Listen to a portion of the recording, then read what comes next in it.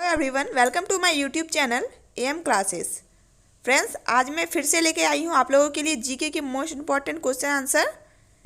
Friends, इससे पहले भी मैंने पार्ट 7 तक जो है वीडियो बना के अपलोड किए हैं। आप लोगों से चाहे तो मेरे चैनल पे जाके देख सकते हैं। आज मैं उसी का पार्ट 8 लेके आई हूँ।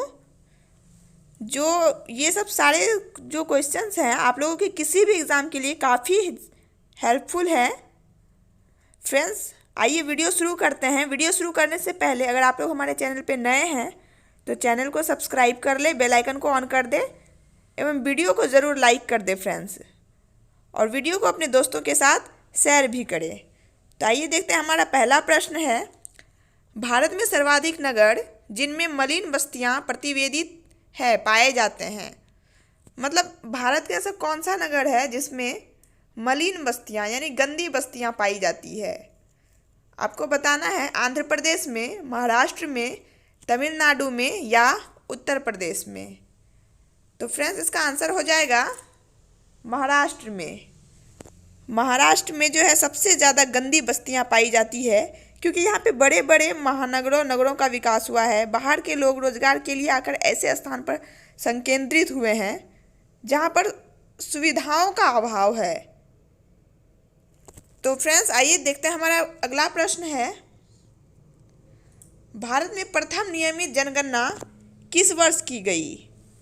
फ्रेंड्स, यहाँ पे थोड़ा सा कंफ्यूजन है।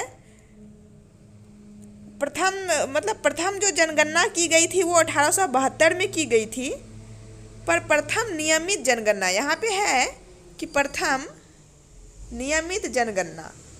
अगर पूछा जाए कि प्रथम जनगणना कब की गई थी, तो प्रथम जनगणना जो है 1872 में की गई थी, परंतु प्रथम नियमित जनगणना जो है वो 1881 में की गई थी। समझ गए आप लोग? आई होप कि आप लोग को समझ में आ रहा है। आइए देखते हैं हमारा अगला प्रश्न, किन कारकों ने उत्तरी भारत से दक्षिणी भारत में चीनी उद्योग के स्थानिक स्थानांतरण में सहायता की? तो फ्रेंड्स, इसका सही आंसर हो जाएगा सी, 1, 2 एवं 3, यानी गन्ने के प्रति एकड़ उच्चतर उत्पादन, गन्ने में शर्करा का अधिक होना, पेराई का अधिक लंबा मौसम। आइए देखते हैं अगला प्रश्न, निम्नलिखित में से कौन फसलें अधिकांशतः निर्वाह मूलक कृषि के अंतर्गत पैदा की जाती है? निम्नलिखित में से कौन फसलें अधिकांशतः निर्वाह मूलक कृषि के अंतर्गत पैदा की जाती है? निर्वाह मूलक से तात्पर्य है फ्रेंड्स कि जीवन निर्वाह, मतलब ऐसा फसल जो हम लोग जो है जीवन निर्वाह में उसे उपयोग करते हैं। तो आप लोग को बताना है, मोटे अनाज तथा चावल, कपास तथा तंबाकू, चाय तथा कहवा, सब्जियां तथा फल। तो इसका आंसर काफ़ी सिंपल है, कपास तथा तंबाकू जीवन निर्वाह के लिए तो उतना आवश्यक नहीं है, चाय और कहवा भी नहीं है, सब्जियां तथा फल भी नहीं है। तो इसका आंसर हो जाएगा ए, मोटे अनाज तथा चावल। मोटे अनाज में आ जाता है फ्रेंड्स, जैसे आपका बाजरा, मक्का आदि, ये सब जीवन निर्वाह के अंतर्गत आता है। तो आइए देखते हैं अगला प्रश्न, सहकारी इकाइयों की दशा में किस क्षेत्र को विकास की ऊंची दर प्राप्त हुई? तो इसका आंसर हो जाएगा फ्रेंड्स चीनी। नेक्स्ट क्वेश्चन हमारा, फ्रेंड्स, अगर आप लोग को वीडियो में कहीं पे भी कोई त्रुटि नज़र आ रही है तो आप लोग उसे कमेंट बॉक्स में ज़रूर मेंशन कीजिएगा, और आप लोगों को किसी भी प्रकार का डाउट हो तो उसे भी आप लोग पूछ सकते हैं, और आप लोग को किसी भी क्वेश्चन का आंसर पता हो तो उसे भी आप लोग कमेंट बॉक्स में ज़रूर बताइएगा। आइए देखते हैं, हमारा अगला प्रश्न है, किस बैंक ने सर्वप्रथम चीन में अपनी शाखा खोली? तो बता दें फ्रेंड्स, इसका आंसर हो जाएगा state bank of India. State bank of India ने चीन में सबसे पहले अपनी शाखा खोली थी। आइए देखते हैं, हमारा अगला प्रश्न है, याद रखना इस प्रश्न को, काफ़ी ज़्यादा इम्पॉर्टेंट है, कि किस बैंक ने सर्वप्रथम चीन में अपनी शाखा खोली थी? तो state bank of India. State bank of India ने सबसे पहले चीन में अपनी शाखा खोली थी? शाखा खोली है, सॉरी फ्रेंड्स, खोली है। आइए अगला प्रश्न है हमारा, मिश्रित अर्थव्यवस्था का आशय है।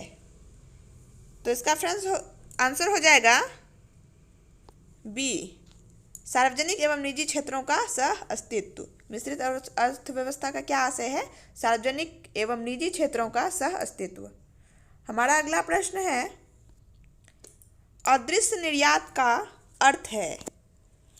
अदृश्य निर्यात, यहाँ पे जो है फ्रेंड्स शब्द से ही इसका जो है मतलब समझ में आ रहा है, और मतलब नहीं, दृश्य मतलब जो दिखाई नहीं देता हो, अदृश्य निर्यात। इसका तात्पर्य है जो दिखाई ना पड़े, अर्थात ऐसे निर्यात से होता है जो दिखाई नहीं पड़ता है, अदृश्य निर्यात का अर्थ है। तो इसका आंसर हो जाएगा फ्रेंड्स अलिखित सामान का निर्यात। इसका आंसर हो जाएगा अलिखित सामान का निर्यात। आइए हमारा अगला प्रश्न है, विश्व व्यापार संगठन का मुख्यालय कहाँ है? ये क्वेश्चन बहुत ही ज़्यादा इम्पोर्टेंट है। अक्सर जो है कई एग्ज़ाम्स में ये सवाल पूछे गए हैं फ्रेंड्स कि विश्व व्यापार संगठन का मुख्यालय कहाँ है? तो इसका आंसर हो जाएगा विश्व व्यापार संगठन का मुख्यालय जेनेवा में है। हमारा नेक्स्ट क्वेश्चन है, निम्नांकित में कौन सा देश विश्व की तीसरी सबसे बड़ी अर्थव्यवस्था है? जापान, मलेशिया, भारत एवं चीन। तो आपको बता दें फ्रेंड्स,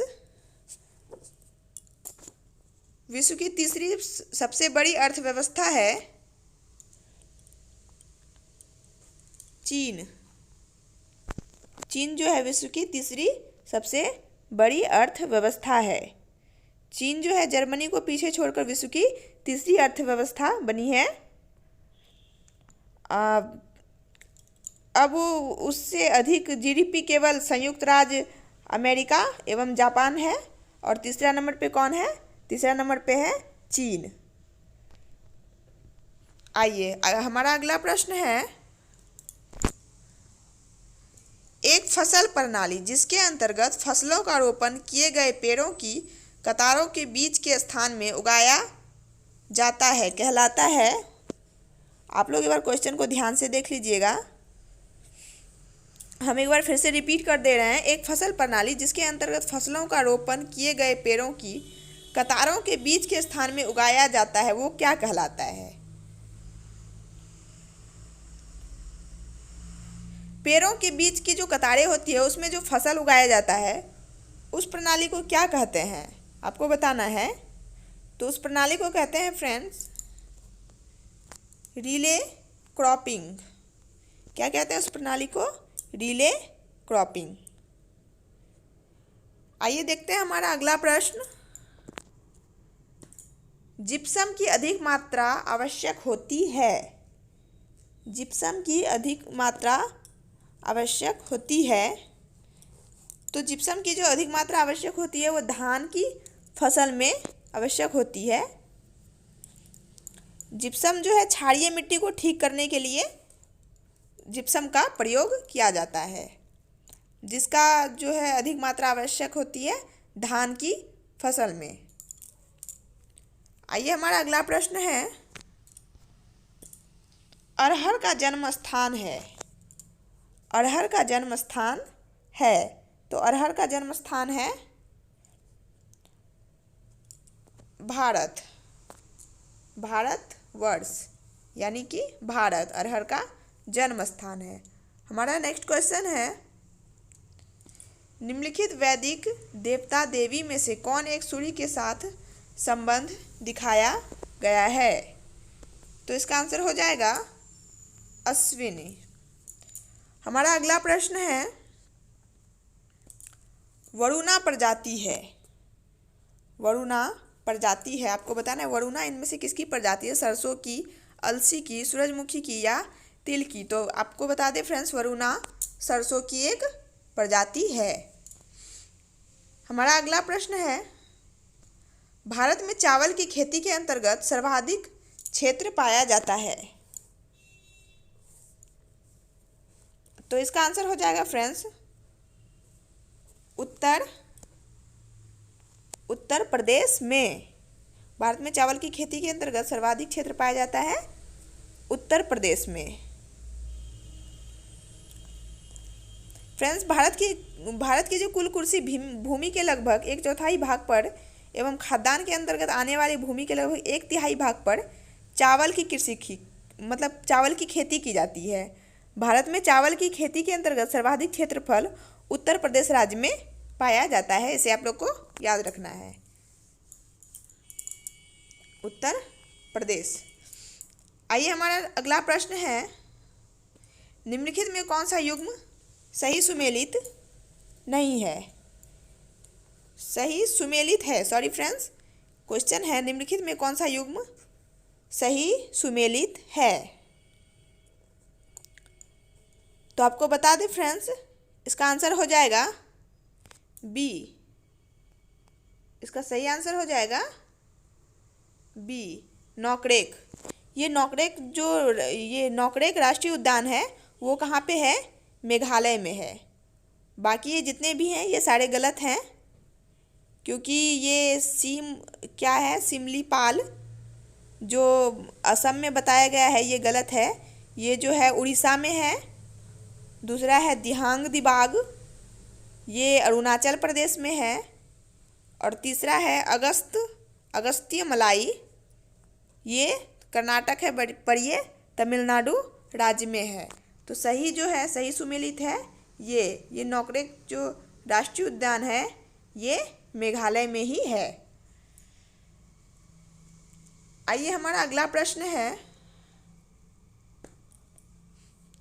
ब्लू मून परिघटना होती है जब?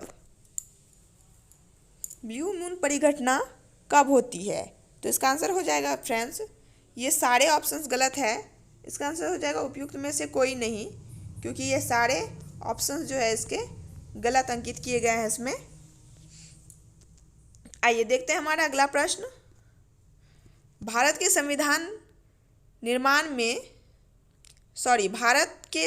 के निर्माण में संविधान सभा को कितना समय लगा था? यानी संविधान बनने में कुल कितना समय लगा था? फ्रेंड्स, ये काफ़ी आसान सा सवाल है, आप लोग इसका आंसर कमेंट बॉक्स में बता सकते हैं। आइए हम बताते हैं, इसका सही आंसर हो जाएगा 2 वर्ष 11 माह 18 दिन। इसका सही आंसर हो जाएगा 2 वर्ष 11 माह और 18 दिन। नेक्स्ट क्वेश्चन है हमारा, संविधान सभा में उद्देश्य प्रस्ताव निम्न में से किस एक के द्वारा प्रस्तुत किया गया था? संविधान सभा में जो उद्देश्य प्रस्ताव जो प्रस्तुत किया गया था वो किसके द्वारा प्रस्तुत किया गया था? तो इसका आंसर हो जाएगा फ्रेंड्स, पंडित जवाहरलाल नेहरू के द्वारा उद्देश्य प्रस्ताव जो है प्रस्तुत किया गया था, क्योंकि इस उद्देश्य प्रस्ताव के जनक ही पंडित जवाहरलाल नेहरू थे। फ्रेंड्स, हमारा ये जो अगला प्रश्न है ये आप सबके लिए है। आप लोगों को इसका जवाब कमेंट बॉक्स में बताना है। बहुत ही आसान सवाल है, अगर आप लोग को इसका आंसर पता हो तो आप लोग ज़रूर उसे कमेंट बॉक्स में मेंशन कीजिएगा। केसर का मुख्य उत्पादक राज्य कौन सा है? आपको बताना केरल, पंजाब, जम्मू एवं कश्मीर या गुजरात। आपको इन सब में से एक ऑप्शन चूज़ करना है और उसे कमेंट बॉक्स में बताना है कि केसर का मुख्य उत्पादक राज्य कौन सा है। फ्रेंड्स, हम ऐसे ही आपके लिए जो है जीके के क्वेश्चन एवं आंसर पे वीडियो बना के अपलोड करते रहेंगे। आप लोग हमारे वीडियो को लाइक करना ना भूलें। अगर हमारे चैनल पे नए हैं तो चैनल को सब्सक्राइब जरूर कर दें। मिलते हैं फ्रेंड्स अगले वीडियो में, तब तक के लिए बाय।